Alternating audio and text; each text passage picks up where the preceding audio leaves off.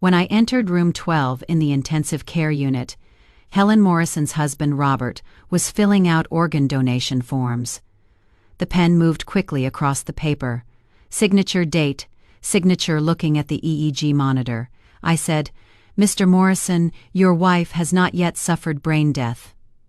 He lifted his head. His 70-year-old eyes were cold, but the doctor said she is dying. I pointed to the green lines on the monitor. "No, Mr. Morrison. Your wife is in a deep coma, but her brain is actively working. Her reflexes are working. Her eyes respond to light." "Then why isn't she waking up?" asked her son Michael, who was standing next to him.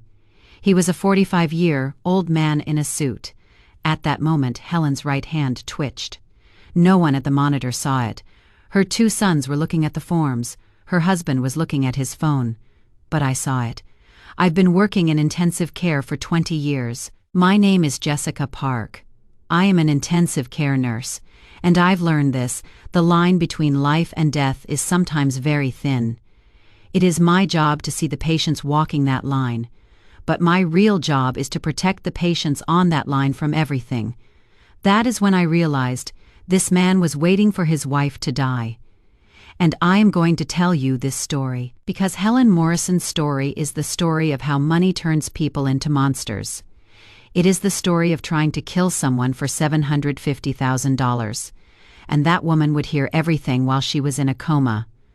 Helen Morrison had been admitted to the hospital 3 days earlier. She'd been in a car accident.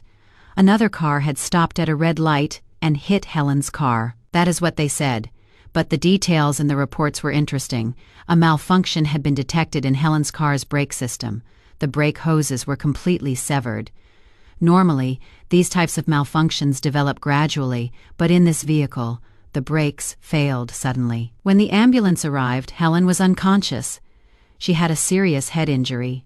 Her condition was critical, but it wasn't fatal. Dr. Patel did the initial assessment when we admitted her to intensive care. He has 15 years of experience as a neurology specialist in intensive care. While examining the X-rays, she is in a deep coma. There is no brain death. We hooked her up to an EEG test. That measures brain waves. REM sleep, I asked Dr. Patel. Yes, the brain is active. He can dream. He may hear sounds. What are the chances of recovery? We have to wait 2 to 3 weeks. The swelling in his brain will go down. If there are no complications, he may wake up. The word "if" is used a lot in intensive care, but he wasn't hopeless. That evening, I met Helen's family for the first time. Her husband Robert, her 2 sons Michael and David, her daughter Sarah. Sarah lived in another state. She had seen her mother via video call. Robert was a cold man. "How long will it take?" he asked. Dr. Patel said, "We have to wait until the brain swelling goes down." Michael asked in a hurried, sharp tone, "But will she recover? She has a chance of survival, but I can't guarantee anything." Her 42-year-old son David said, "So she is dying." "No, I didn't say that. If we thought he was going to die, I would have said so. He is in a deep coma. There is a difference." Robert looked at me. "Nurse, your name is Jessica, right? How old is your mother?" he asked. It was a strange question. "She is 73, I said. "Helen is 68. Even if she recovers, how much longer can she live? Paralysis, inability to speak, bedridden." "Mr. Morrison, we don't yet know the extent of your wife's brain damage. Everything will be clear in 2 to 3 weeks?" 2 to 3 weeks, Michael's voice rose. "What will happen during that time? Will all our savings be spent here?" The next day, Robert called the organ donation coordinator. That is when I realized something was wrong. The organ donation coordinator, Melissa, arrived. She was an experienced, kind woman, but when she entered Helen's room, she paused. "Has brain death been declared?" she asked the doctor. "Dr. Patel, number, she is in a deep coma." "Then the organ donation procedure cannot be initiated." "The patient is still alive," Robert said. "But the doctor said she was going to die." Dr. Patel said, "No, I didn't say that." There was a harshness in his voice for the first time. "I said we have to wait. We'll see if the swelling goes down, if there is any improvement. We can't wait 2 to 3 weeks, Michael said. Why? I asked. All eyes turned to me. Why can't you wait? There was silence, Robert. Because my wife is suffering. She can't live any longer. I looked at Helen. The ventilator was running quietly. Her face was calm. The waves on the EEG monitor were steady. This was not a person in pain. Her family was in pain, but their pain wasn't because of Helen's condition. Melissa left the organ donation forms. If brain death occurs, call me, she said, and left. Robert took the forms in his hand. And that night, during the last hour of my shift, when I entered room 12, I saw them, Robert, Michael, and David, sitting around the table examining those forms. Sign here, said Michael. And here. What if Dr. Patel won't sign? David asked. I'll find another doctor, Robert said. I stood in the doorway. I looked at the EEG monitor. Helen Morrison's brain was active at that moment. Maybe she could hear. Maybe she understood. Maybe she was screaming inside, and her husband was filling out forms to kill her. While removing Helen's clothes, I found a voice recorder in her pocket. She was telling her own story. My name is Helen Morrison. I am 68 years old. Or maybe I am not. I am not sure anymore, because I might be in intensive care right now. My husband is trying to kill me. But let me tell you how it started. I married Robert Morrison 42 years ago. I was 28 at the time, he was 30. He was cheerful. He was a construction worker, but he was ambitious. One day I'll start my own company, he used to say. I believed him. I was working as an administrative assistant at St. Mary's Hospital at the time. I scheduled doctor's appointments and tracked invoices. It was a modest job, but I loved it. The night Robert and I met, it was at a cafe near the hospital. I spilled my coffee, and he cleaned it up with a napkin. If you'll allow me, I'll buy you a coffee, he said. 6 months later, we got married. The early years were tough, but we were happy. Robert worked in construction. I worked at the hospital. We rented a small apartment. We had almost no money. But we loved and supported each other. 2 years later, Michael was born. Then David. Then Sarah. We had 3 children. Robert's company business and my promotions at the hospital meant that our 30s were spent rushing around. In my 40s, I became assistant director of hospital administration. I managed the budget, staff, and operations. I worked at that hospital for 30 years. When I retired, I was the hospital's administrative director. Robert's company grew. There were 15 employees and 3 project managers. We bought a house in a nice neighborhood. It had 4 bedrooms. The yard was big. We took out a mortgage, but we could afford it. The kids grew up. Michael studied law, but after graduating, he couldn't find a firm. The market's tough, Mom, he said. He stayed with us for 3 years. Then he got a job as an assistant at a small law firm. His salary was low. David studied business, but every business he started failed. He opened a cafe, which closed after 8 months. He started an e-commerce company, which went bankrupt in a year. Then he started working at Robert's company. Sarah was different. She studied medicine. She worked hard. She earned her own money. Now she is a successful doctor in another state. She visits us once or twice a year, but Michael and David always depended on our money. 10 years ago, Robert's company started having problems. There was an economic crisis. Projects were canceled. He laid off workers. The company downsized, Robert said. This is temporary. We'll recover. But they didn't recover. When I retired 5 years ago, my pension and our savings became the family's main income. Robert's company was making $40,000, negative $50,000 a year. It used to be $200,000. It is okay, I said. We have my retirement fund. I have $320,000 in my account. The house mortgage is almost paid off. We'll be fine. But we weren't fine, because Michael and David were constantly asking for money. Michael's wife got pregnant. Mom, we need a house for the baby. Can you help with a $30,000 down payment? He said. I did. David's car broke down. Mom, I need to buy a new car. I need it for work. Can you lend me $25,000? He said. I did. Michael's son was born. Mom, daycare is so expensive. It is $1,500 a month. Can you help? He said. I did. In 5 years, I withdrew $185,000 from my account. I did it for my children and grandchildren. Robert didn't say anything, but he was starting to change. 3 years ago, Robert joined a gym. He was 67. I need to be healthy, he said. It was a good thing. I supported him. But then his clothes changed. He started wearing young clothes. He wore tight pants and sneakers. Robert, isn't this a little young? I asked. Helen, you are showing your age too. Maybe you should go to the gym too. It was the first time he had spoken like that. Then he started spending a lot of time on his phone. He was texting late into the night. Who are you talking to? Work talk. I am talking about the project. But what work at 11 p.m. 2 years ago, one evening? I saw that Robert had left his phone charging. A message notification came in. Can we meet tonight? I miss you, kisses. Sent by Lisa. Jim, I opened the message and read it. They had been texting for 6 months. Lisa was the trainer at the gym. She was 55 years old. She was divorced and had no children. The messages started out innocent. You had a good workout today. See you tomorrow. Then the messages changed. I want to be with you. My wife won't understand. She is old. You are young. My heart broke, but I didn't confront him. I was afraid. We had been married for 42 years. I had shared everything with Robert. We had 3 children, a house, and a happy life. Maybe it will pass, I thought. Maybe it is just a midlife crisis, I told myself. But it didn't pass.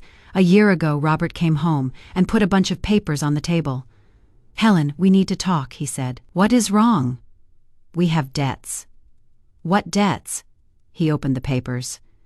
There were credit card statements, bank notices, and mortgage statements. Mortgage, $340,000 left. Why? Because Robert had remortgaged the house 3 years ago. Interest rates were low, he said. But where did he spend the money? I didn't know. Credit cards, $60,000 in debt. How? For work, Robert said.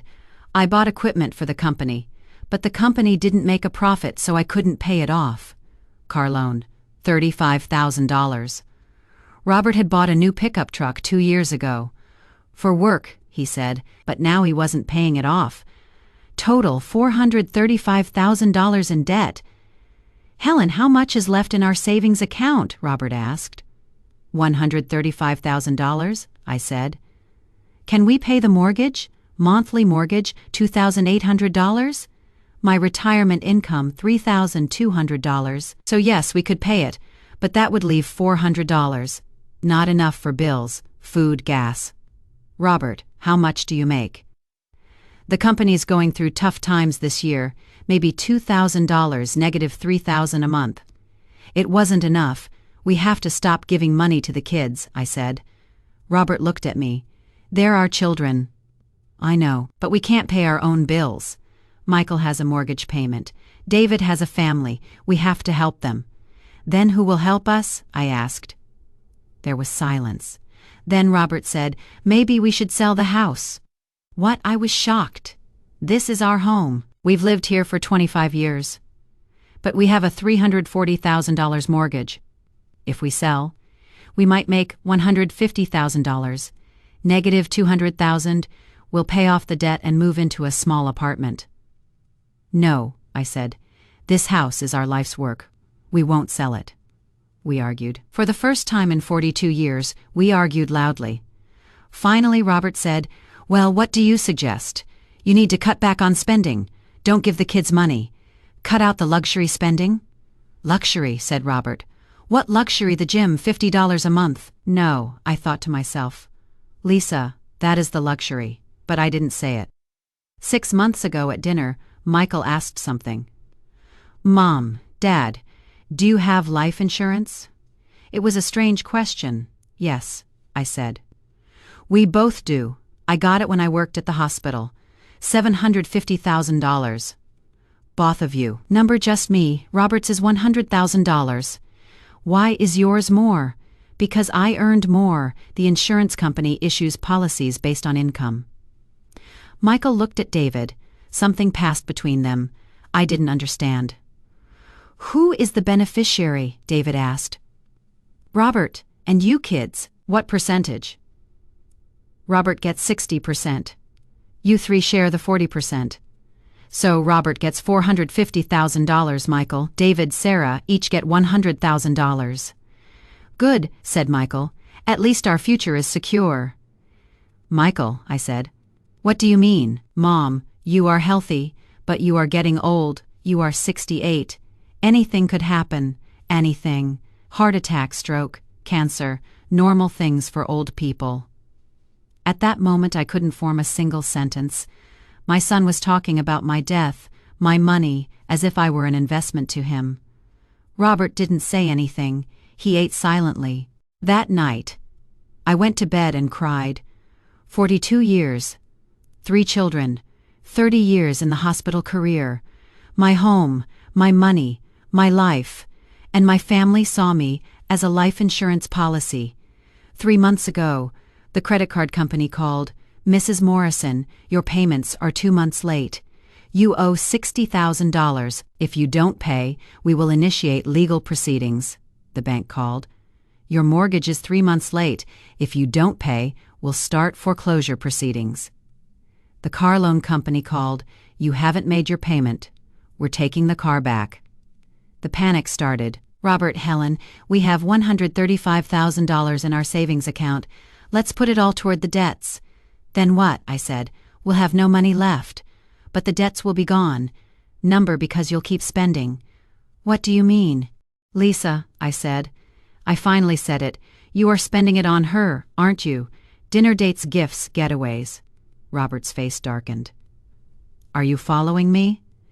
"Number, but I am not blind. It has been going on for 2 years. I saw your phone.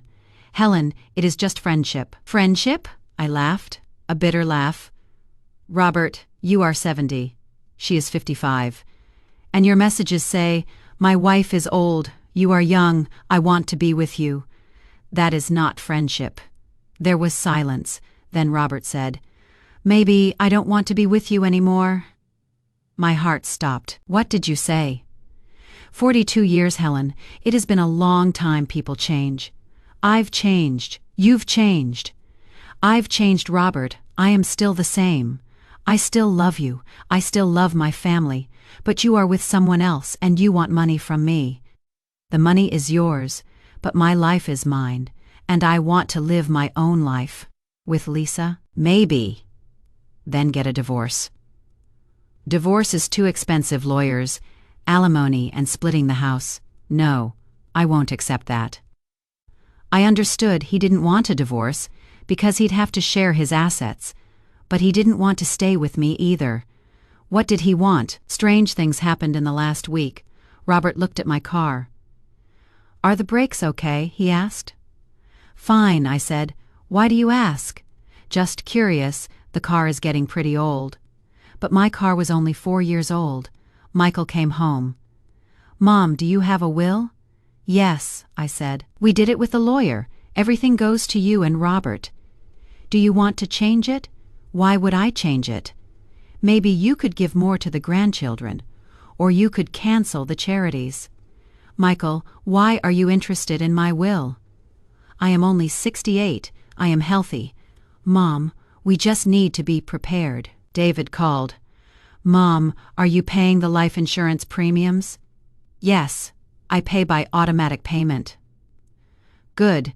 Don't cancel the policy." "Why would I cancel it?" "Some elderly people cancel it to save money. Don't do that." It was all very strange. It was as if they were waiting for my death. I didn't talk to Robert that week. We slept in separate rooms. For the first time in 42 years, we slept apart. One night, I heard Robert talking on the phone from his room. "Soon," Robert said. "Very soon. Just wait a little longer.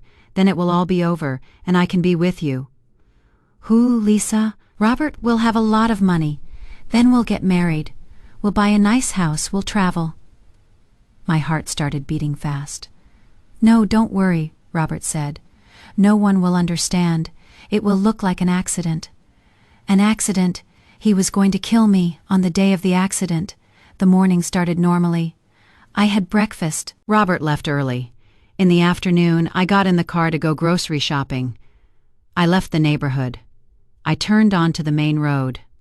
I pressed the brakes. Nothing happened. I pressed again. The pedal went all the way to the floor.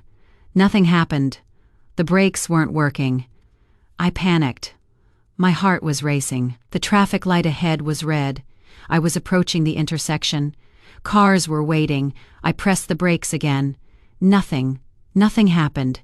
I pulled the handbrake. It slowed down slowly, but it wasn't enough. I entered the intersection. An SUV was coming from the left. We collided at that moment. I turned my head at the last moment. I took the blow. There was a metallic screech. The windows shattered. Then it went dark, but it wasn't completely dark. Because I could hear sounds. I could hear the ambulance siren. Female, 60s. Head trauma, unconscious. In a coma, brain activity is present. But Robert's voice, will she recover? Doctor, we have to wait. Michael, how long? David, will she die? Robert, she has life insurance, $750,000. And at that moment, in a coma, I understood everything. Robert had cut my brakes. He had tried to kill me to get $750,000. I am in darkness, not complete darkness.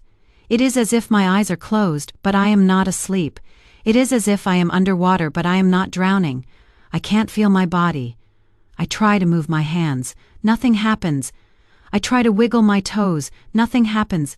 I try to open my eyes. They won't open. I want to scream. My tongue won't move. But I can hear. I can hear everything. I hear the ventilator. I hear the monitor sounds. I hear footsteps. The nurse is coming. Vital signs are normal. EEG is active. Reflexes are working.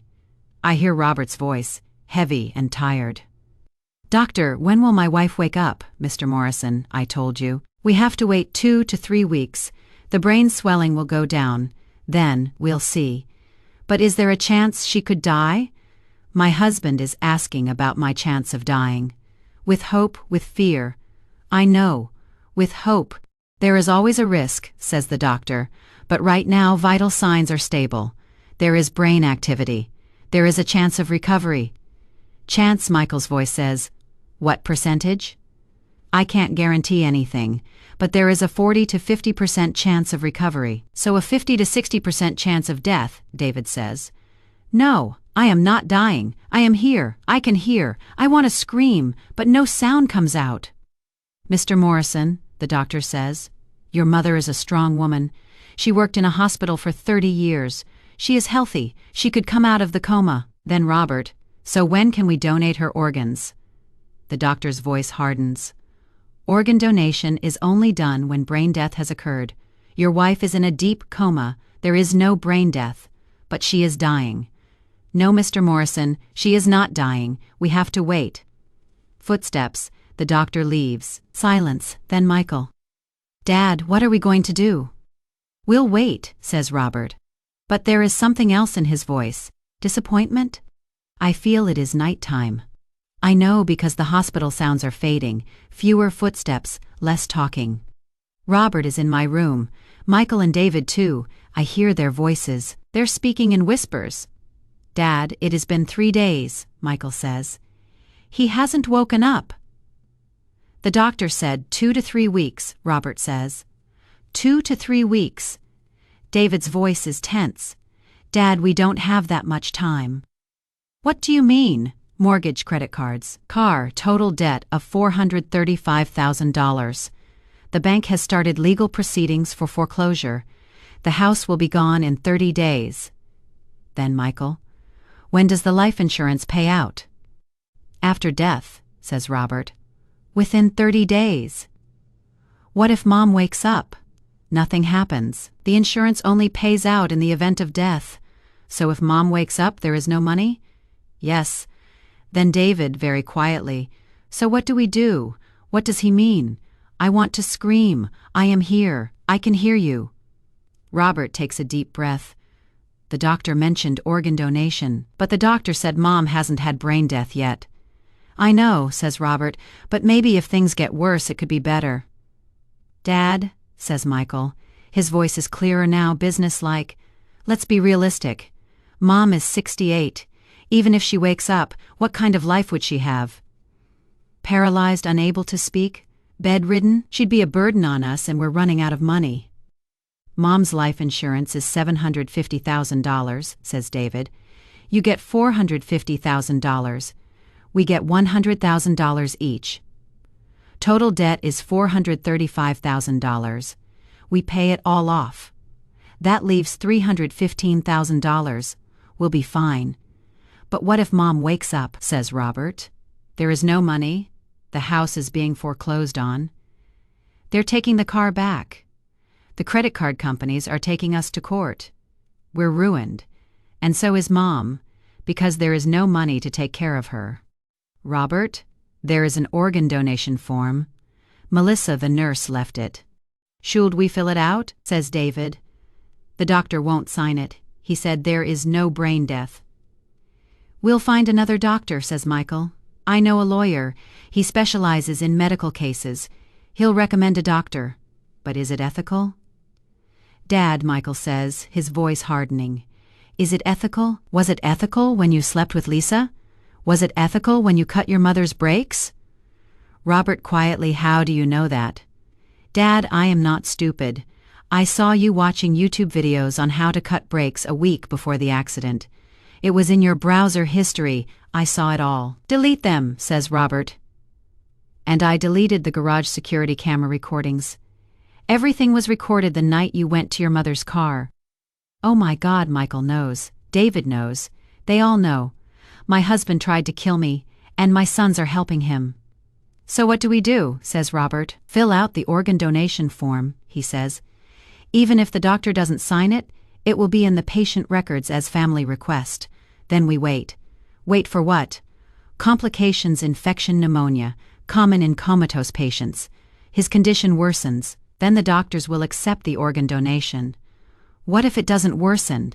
Then David very quietly. We can change the ventilator settings at night, when no one's around. Reduce the oxygen, brain damage increases. The doctors will say, deterioration. Oh my God, oh my God, oh my God, me son is listing ways to kill me. I want to scream, I want to shout. I'm here, I can hear you, I'm not dead. But nothing comes out. I am in the dark. I am in prison. I am trapped in my own body. No, says Robert, the ventilator is risky. The nurses will hear the alarm. What about medication? Says Michael. There is a lot of medication in the hospital. Increase the dosage. No one will notice. The nurses check. There are 2 to 3 nurses on the night shift. 20 patients. Everyone is busy. We can get in. Footsteps. The nurse is coming. Mr. Morrison, visiting hours are over. Please leave. Okay, thank you. Footsteps. Robert, Michael, and David leave. But David stops at the door in a low voice. Tomorrow night shift between 2 o'clock and 3 a.m. That is when there are the fewest nurses. What are you going to do? Robert asks. The ventilator. I'll reduce the oxygen from 100 to 80%. I'll turn it back up after an hour. Brain damage will increase, but no one will notice. Are you sure? Dad, I am the equipment manager at the company. I know the machines, I can do it. Footsteps, they're leaving. I am alone, in the dark. In prison, waiting to die. But I don't want to die. I try to move a finger. The index finger of my right hand. I focus all my concentration there. Move, move, move, nothing happens, a tremor, very slight. Like electricity. But not movement. I try to open my eyes. Nothing happens. I try to scream. There is something in my throat. A tube, a ventilator tube. I can't scream. I can't cry. I can't do anything. I can only hear. I am scared. Tomorrow night David will come and turn off the ventilator. The oxygen will decrease, and my brain will be damaged. And then they'll donate my organs. They'll kill me. For $750,000. When morning came, you walked into the room, Jessica. Your hands were warm. You said good morning to me. You asked how I was. You tried to talk to me as if I could hear you. I could hear everything. Checking vital signs, he says. Heart rate normal. Blood pressure, normal. Oxygen saturation, 98%. Good. Her hands touch my arm. Warm. Now I'll do a reflex test. Something touches the sole of my foot. Hard plastic. My toe? Is it twitching? I don't know. Plantar reflex positive, you say. Good. Then light. Light in my eyes. The door opens. Jessica, says another nurse, there is an organ donation form for number 12. The family filled it out. What? Who filled it out? Her husband, Robert Morrison, filled it out. But Helen hasn't had brain death yet. The EEG is active. The reflexes are working. I know, but the family filled out the form. They wrote, "Our wish. We need to show this to Dr. Patel right now. Now he is very busy." Yes, now it is too early. This patient could wake up. Why is her family filling out an organ donation form? Helen, she says quietly, if you can hear me, I want you to know. I will protect you, I promise. And in that moment, in the darkness, I see a glimmer of hope. Jessica, a 20-year ICU nurse, she will protect me. In the afternoon, Robert came to my room. He is on the phone whispering, but I can hear him. Lisa, I told you. He is going to die soon. Lisa, his young girlfriend. I know it is hard to wait, but it is almost over. Is it over? Am I over? The doctors say 2 to 3 weeks, but I can't wait. We made plans with the kids. Plans to kill me. We filled out the organ donation form. If things get worse, they'll take the organs right away. And then, says Robert, for the first time with excitement in his voice, the insurance will pay $750,000. We pay off the debts. We have $315,000 left. We start a new life together. No, we won't sell the house, says Robert, because the mortgage will be paid off. The house is ours. You move in. We live together. My house of 25 years. Lisa will move in. Yes, we can get married. We'll get married 6 months after Helen's funeral. People will say it is disrespectful, but I don't care. We'll travel, says Robert, his voice full of dreams. We'll go to Europe and the Caribbean, all the places you always wanted to go.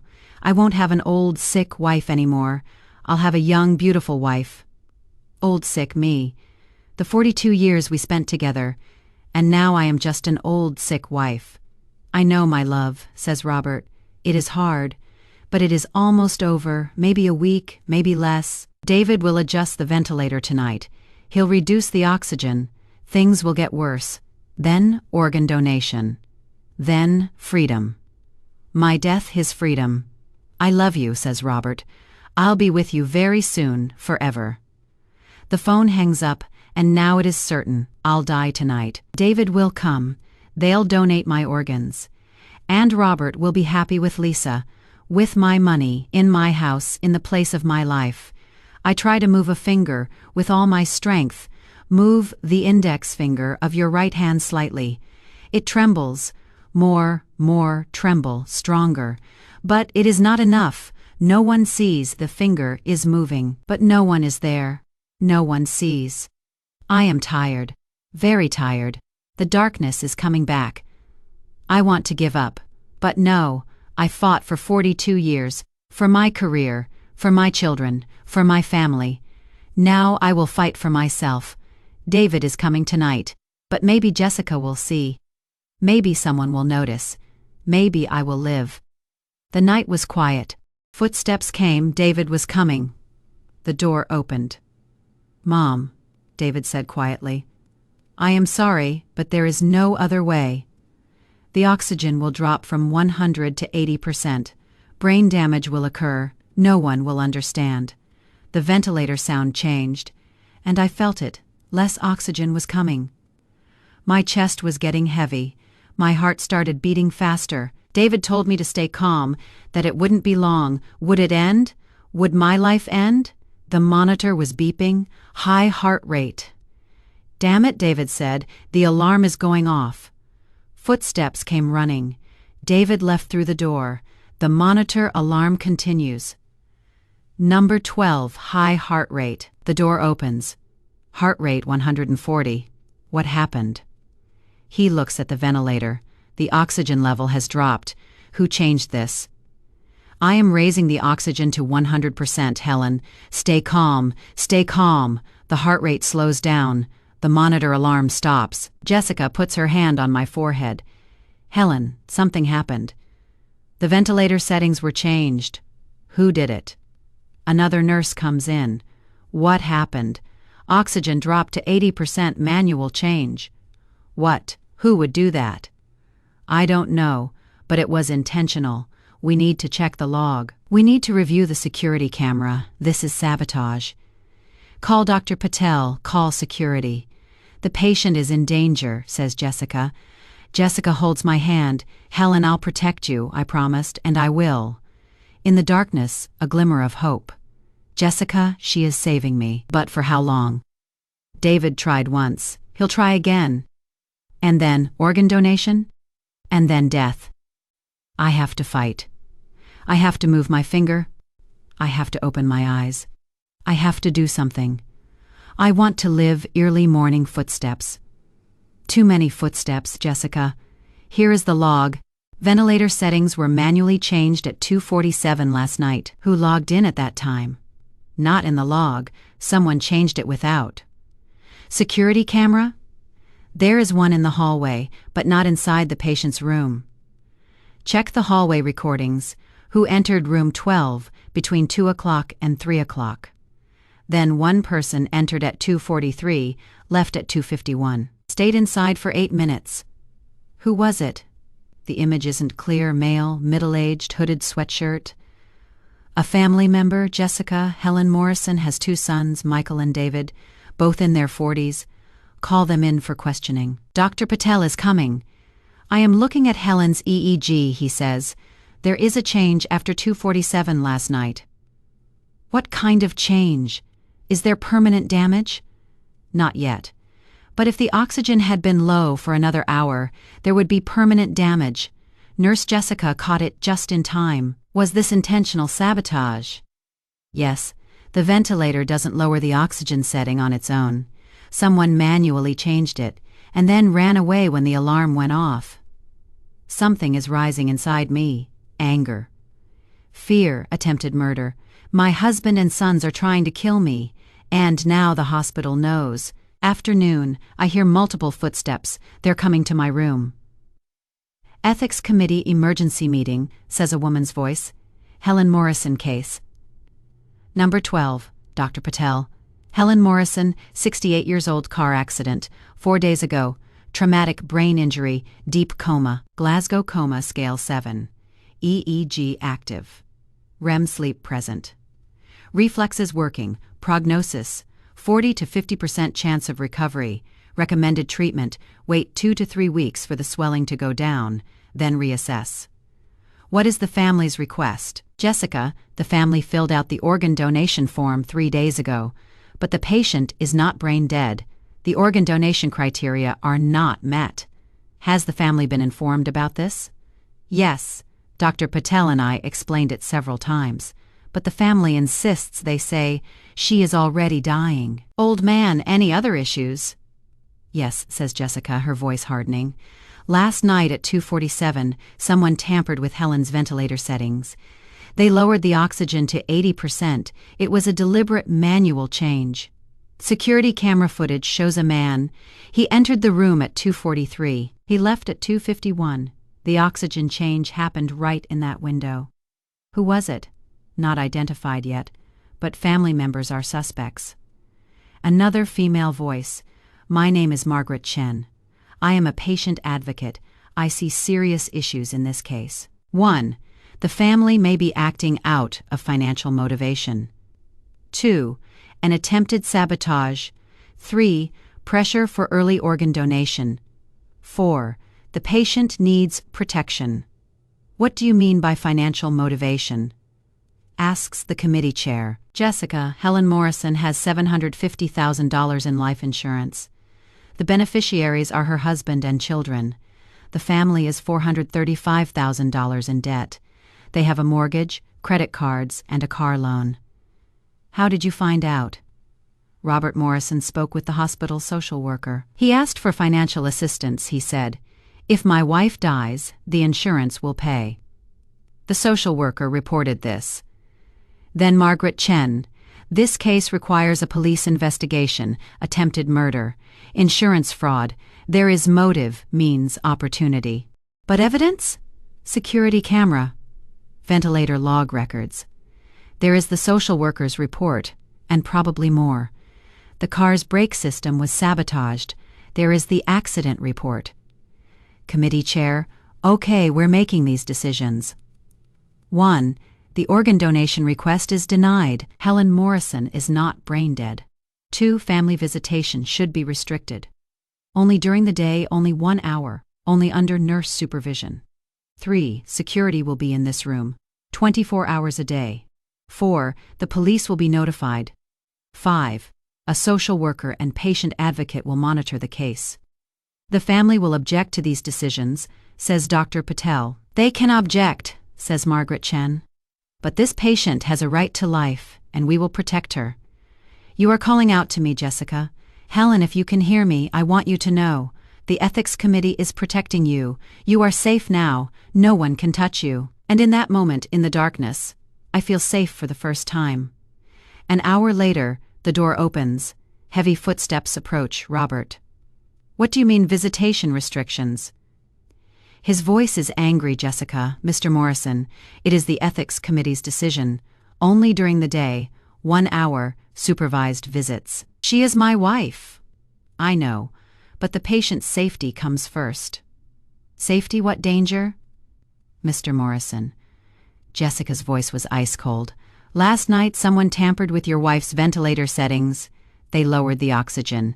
That is attempted murder. The police investigation has begun? Then Robert. I didn't do it. We're not accusing you, but the security camera captured a man. Hospital entry logs are being checked. My sons didn't come last night. Really, we'll see in the security footage. Then Robert's voice changed, softer and more manipulative. Nurse Park, I love my wife. We've been married for 42 years. I want what is best for her. Then why did you fill out the organ donation form? The doctor said there was no brain death. Because my wife is suffering. No, Mr. Morrison, your wife is not suffering. She is in a coma. She feels no pain, but her brain is active. There is a chance of recovery. But there is also a 50% chance of death. Yes, but that also means a 50% chance of life, and we're going to preserve that chance. Michael's voice. Nurse, you are overreacting. We just want what is best for our mother. Best! Jessica's voice rises. Best is sabotaging the ventilator. Best is filling out an organ donation form. I've worked in intensive care for 20 years. I've seen thousands of families. And I know, families motivated by money don't have the patient's best interests at heart. What are you implying? David snapped. I am not implying anything. I am stating it plainly. Your mother has $750,000 in life insurance. You have $435,000 in debt. That is slander. No, it is the truth. There is a social worker's report. There are financial records, and there was an attempted sabotage last night. Robert, we'll get a lawyer. We'll take you to court. You are interfering with patient rights. Margaret Chen's voice. Mr. Morrison, I am a patient rights advocate, and I am telling you, the patient is Helen Morrison, not your rights, hers, and she has the right to live. If you go to court, we'll go too, and we'll present evidence of sabotage, financial motivation, insurance fraud. Are you threatening us? Number, I am informing you. Now, please leave. Your visiting hours are over. The door closes, the night's silence begins. But this time, it is a different kind of silence. A safe silence. The security guard is waiting outside my room. I can hear him. No one can enter. David can't enter. Robert can't enter. He can't touch the ventilator. He can't kill me. For the first time in 4 days, I feel safe. But I am still in a coma. I am still in the dark. I am still in prison. I am tired. Very tired. I want to sleep. But I am afraid if I sleep, Maybe I won't wake up. Maybe I'll fall into a deep sleep. Maybe brain death will occur. Number, I won't sleep. I will fight. I will survive. I will wake up, and I will look at Robert Michael David, and I will say, "You tried to kill me, but you failed. I am Helen Morrison, and I am not dying. I am living." In the morning, I heard footsteps.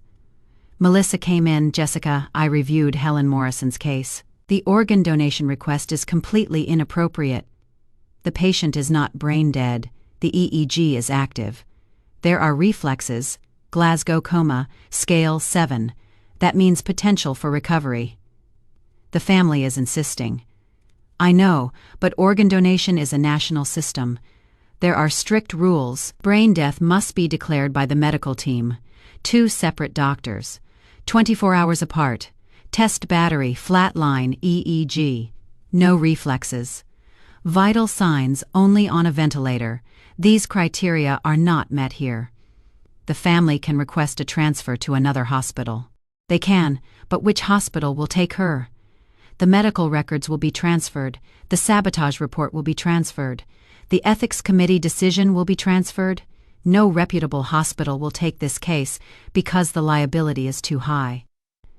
"Jessica, so Helen is safe?" "Yes. Medically safe, but is she safe from the family? I don't know. They are very desperate. Desperate people do desperate things." Silence. Then Melissa, "Jessica, you did a good job. You saved this woman." "I haven't saved her yet. She is still in a coma. But she is alive. If it weren't for you, David turned off the ventilator that night. No one would have noticed. Helen would have had brain damage, maybe brain death, then organ donation. You saved her. I just did my job." "Number, you did more than your job. You were this patient's voice, 20 years of nursing, not just medical care, protecting patients." "I hear everything, and I want you to know this. You are my hero." Day 6, the police arrive. 2 detectives, a man and a woman. "Mr. Morrison?" says the male detective. "I am Detective Rodriguez. This is Detective Kim.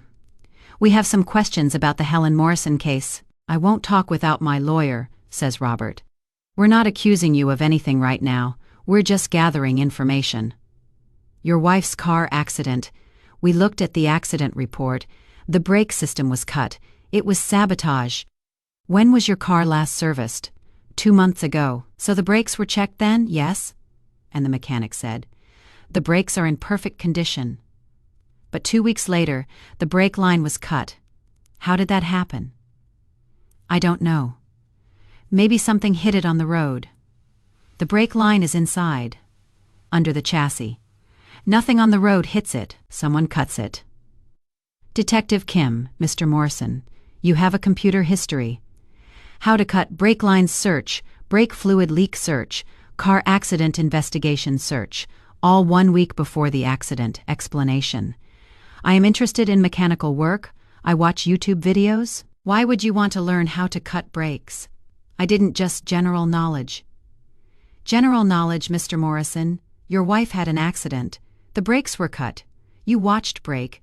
Cutting videos, coincidence?"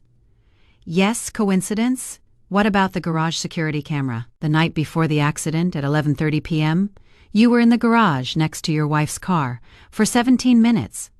What were you doing, Robert?" "I forgot something in the car." "I got it." 17 minutes? What did you forget?" "I forgot my wallet." "Does a wallet take 17 minutes?" "I couldn't find it. I was looking for it." Detective Kim, "Mr. Morrison, your wife has life insurance, $750,000. You have debt, $435,000. Mortgage, credit cards. If your wife dies, the insurance pays out. The debts are gone. You'll have $315,000 left." "No, I love my wife." "Really? Who is Lisa Anderson?" "Lisa Anderson, 55 years old, gym instructor. She has been having an affair with you for 2 years. Phone records, 20 to 30 messages a day. I want to marry you, divorce your wife. You'll be free soon. These are Lisa's messages. And your replies? Soon, very soon. When Helen's insurance money comes in. Explanation? That is private. No, Mr. Morrison. This is an attempted murder investigation. Sabotage at the hospital. The ventilator oxygen was lowered. Security camera footage shows a man. Your sons Michael and David were at the hospital that night. There are entry logs, David Morrison. Entry at 2:41, exit at 2:53. Perfect timing for sabotage. My son didn't do it. Then who did? Detective Rodriguez. Mr. Morrison, we are not arresting you at this time, but the investigation is ongoing. Do not leave the hospital and do not approach your wife. There is an ethics committee restriction. If you violate it, there will be an arrest warrant. The detectives leave. Robert stays. He breathes heavily. Then, very quietly, "Damn it." And I know Robert is scared, because he is getting caught. But it is not over yet, because I am still in a coma. I haven't woken up yet, and if I don't wake up, there is no evidence, only suspicion. I have to wake up. 10 days have passed in the dark, but every day I am stronger. My finger, the index finger of my right hand. It can move now, up, down, up, down. The thumb too slightly. But there is movement. My left hand, weaker, but there is trembling. My eyes are still heavy. But every day they feel a little lighter. There is trembling in my toes. My body is waking up. But my consciousness is still trapped. It is like I am behind glass. I see everything. I hear everything, but I can't touch anything. Nurse Jessica comes every day. Good morning, Helen. Today is day 10. Vital signs are excellent. EEG is more active. Theta waves are increasing. This is a sign of awakening. Fight, Helen. I know you can do it. She holds my hand. And at that moment, with all my strength, I move my finger. Jessica pauses. Helen, your finger moved, Dr. Patel. Dr. Patel, come quick. Dr. Patel, what happened? Helen's finger moved. A voluntary movement. Are you sure it could be a reflex? No, doctor. It is voluntary. Look. Dr. Patel takes my hand. Helen, if you can hear me, move your finger. Then Dr. Patel, my God, voluntary motor response, medically responsive. What does that mean? It means Helen is coming out of her coma. Brain function is returning, emerging from coma. Jessica, when will she wake up? I don't know. It could take days. Maybe she'll wake up in a week, but this is a very good sign. Jessica stays. She kisses my forehead. Helen, you are doing it. You are fighting, and you are winning. Yes, Jessica, I am winning, because I want to live. I want to look Robert, Michael, and David in the face. And I want to say, I won, you lost. On the morning of the 12th day, I saw light for the first time. My eyes slowly open blurry. Everything is blurry, white, ceiling lights. Closing, very tiring, resting. Then again opening, blurry, but there are shapes. Monitor, ventilator. Door closing, opening again. Clearer, ceiling, fluorescent lights. White paper charts. A face woman, white coat, brown hair, Jessica. Helen, your eyes are open.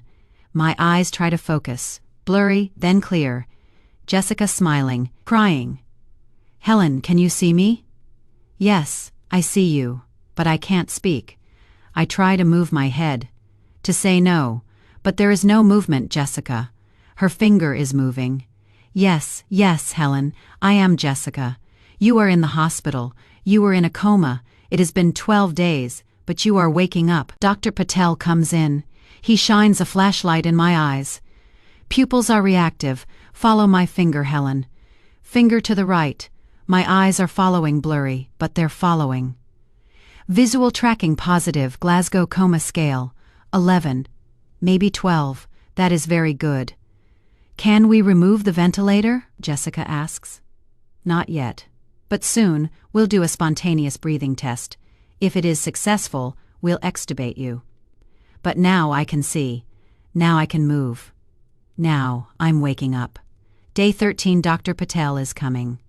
Helen, we're taking out the ventilator today. We did a spontaneous breathing test. It was successful. You can breathe on your own now, but you'll feel a little discomfort when the tube comes out. Are you ready? I am breathing. Air is entering my lungs. I am breathing on my own for the first time in 13 days. Very good. Now try to speak. Slowly, your throat is sensitive. Speak, how do you speak? I just moaned. A voice, my voice. Yes, Helen. I can hear your voice. Keep going. Water? Would you like some water? A sponge. It touches my lips. I swallow. My throat hurts. But the water is so good. Dr. Patel, Helen, I can hear you. Very good. Now we'll do some tests. Mental status, memory, motor function. Are you ready? What is your name? Your last name? How old are you? Where are you? What happened to you? Who did this? Who did this? Can I say? Robert. Dr. Patel and Jessica look at each other. My husband Robert did this, says Dr. Patel gently. Helen, are you sure? That is a very serious accusation. He cut my brakes, Jessica. Helen, while you were in a coma, we investigated. Brake sabotage security camera. Robert in the garage. And sabotage here at the hospital. Ventilator. David, we know everything. I am crying tears for the first time in 13 days. I heard everything. Jessica holds my hand. We know, Helen. We know. 14 afternoon. 14 days later, Robert came. I see his face. I see it for the first time in 14 days. He looks old, tired, and scared. Helen, his voice trembles. I look. I just look. I don't speak. Helen, you are awake. Thank God. Thank God. You tried to kill me. Michael and David, come in. Both look serious. Jessica is in the room. Security guard at the door. Ethics committee restriction. Supervised visit. Robert approaches the bed. Helen, I was so scared. You were in a coma for 14 days. But now you are awake. It is a miracle. I speak. It is not a miracle. I fought. Yes, yes, of course. You are a strong woman. You didn't want me to fight. Robert pauses. What do you mean? You wanted me to die. Helen, what are you saying? I am your husband. We spent 42 years together. 42 years a lie. I take a breath. You with Lisa 2 years. Robert's face turns pale. You cut my brakes. No, I didn't. The garage has a camera. Michael steps forward. Mom, you are confused. The coma damaged your memory. I heard everything. What did you hear? David asks. You, David, ventilator. You lowered the oxygen to kill me. David steps back. His face is white. And you, Michael, you knew. The brake sabotage, you knew. The scanner. I deleted it, you said. And you, Robert. My eyes lock on him. You called Lisa. Soon, I'll be free, you said. When Helen's insurance comes through, you said. Then Robert, very quietly, you could hear. Yes, I heard everything. Robert collapsed. He sank into a chair. He buried his head in his hands. Michael and David stepped back, but the security guard was waiting at the door. They couldn't leave. Jessica steps forward. Mr. Morrison, your sons. I am calling the police. Wait, says Robert. He lifts his head. His eyes are red.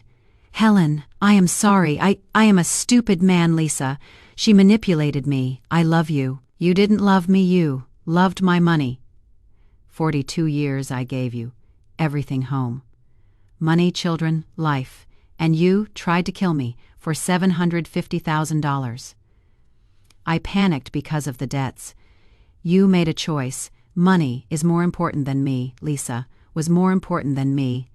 And now I am making a choice. What choice? Divorce. Change the will, life insurance, cancelled, and the police. The door opens, 2 detectives, Rodriguez and Kim. Robert Morrison, says Detective Rodriguez, you are under arrest, attempted murder, insurance fraud, conspiracy. Handcuffs are snapped onto Robert's wrists. "Michael Morrison, David Morrison," says Detective Kim. "You are under arrest, conspiracy to commit murder, attempted murder, tampering with medical equipment." Robert turns. He looks at me. "Helen, please." "No," I say, for the last time. "It is over. You tried to kill me. I don't forgive you." They drag them away, all three of them out the door. I am alone with Jessica. I am crying, but these are different tears this time. Not sadness, not anger, tears of freedom. Jessica holds my hand. "Helen, you are a very brave woman. I just wanted to survive." "And you did? You won." "Yes, I won. A 42-year marriage is over. But I am alive. $750,000 life insurance canceled. But I am breathing. The family is broken, but I am free. 3 weeks later, I could walk again. I could talk. I was strong. My lawyer arrives. "Helen, the divorce proceedings have begun. Robert is contesting it, but the court has accepted it. Evidence of adultery, attempted murder, a quick divorce. We completed the will change. Robert and his sons are no longer in your will. Everything goes to your daughter, Sarah." Sarah, my beautiful daughter, she came. She came every week. She held my hand. "Mom, you are strong. I love you." "And the life insurance policy was canceled," says the lawyer. "Robert won't get the benefits." "What happened to the house?" "The mortgage is still there. But Robert was arrested. He can't work. The bank started foreclosure proceedings. The house will be auctioned off." "I want to buy it." "What?" "It is my house. I lived there for 25 years. I am going to buy it." "But the money." "I have the money." The lawyer smiles. 2 months later, the trial took place. Robert, Michael, and David were all found guilty and arrested. I am at home. My home. I made a deal with the bank. They lowered the mortgage to $180,000. I pay it with my monthly pension. Sarah came to visit. She brought the grandchildren. They're playing in the garden. "Mom," says Sarah, "you really are amazing. Everyone is talking about your story." "Story?" "Yes. The woman in a coma who heard everything. Her family tried to kill her. But she woke up. She testified in court. She won." I smile. "I just wanted to stay alive." "And you did, Dad, Michael, David. They're all in jail. You are free." "Yes, I am free. I am Jessica Park. I've worked in intensive care for 20 years. I've seen thousands of patients. I've talked to hundreds of families. And I've learned families come in 2 types. The first type, by the patient's side. Hopeful, supportive, they ask, when will they wake up? How can we help? How long will the treatment take? The second type, behind the patient, calculating. Impatient, they ask, when will they die? When will the insurance pay? Can we donate organs? The Morrison family was the second type. I understood on the first day. Robert Morrison came in and said, "She is dying," without even looking at the EEG monitor. But the monitor was on. The brain waves were active. This wasn't brain death. This was a deep coma, and there was a chance of coming out of a deep coma. But Robert didn't want her to come out.